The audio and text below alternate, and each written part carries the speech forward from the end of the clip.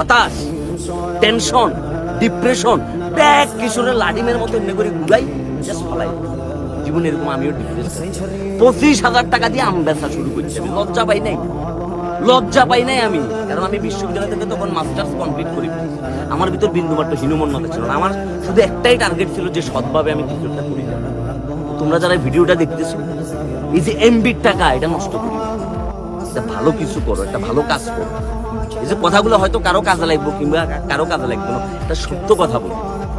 দিন শেষে যখন তোমার অবস্থান থাকতো না, তোমার কোনো পজিশন থাকতো না, তোমার কাছে টাকা থাকতো না, তোমার সমাজে কি প্রতিপত্তি থাকতো না, শুধু শেফালির মা বোন সবকিছু তোমার ছাড়িয়ে চলে যাবে।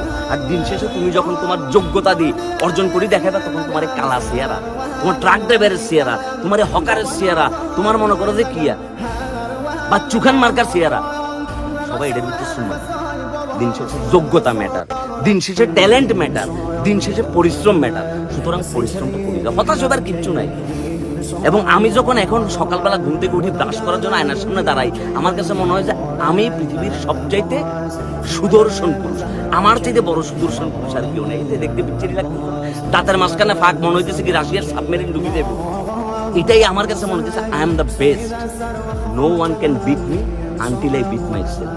আমারে কেউ হারাইতে পারতো না যতক্ষণ আমি নিজে হারাম। সুতরাং প্রতিদ্বন্দ্বীটা নিজের সাথে, মানুষের সাথে নাই। তোমার সাথে কেউ প্রতিদ্বন্দ্বী করতেছে, বাদ দাও, তারা ছাড়ি দাও, তুমি জাস্ট তোমার দিকে ফোকাস দাও ভাইয়া। সুতরাং পরিশ্রম করি যাবে নীরবে। আর তোমার পরিশ্রমের সাকসেস দিয়ে যখন আওয়াজ হইব, তখন পুরো এলাকা দেখবে নিজেরা চান্দা তুলি ডিজে পার্টি করতেছে। আর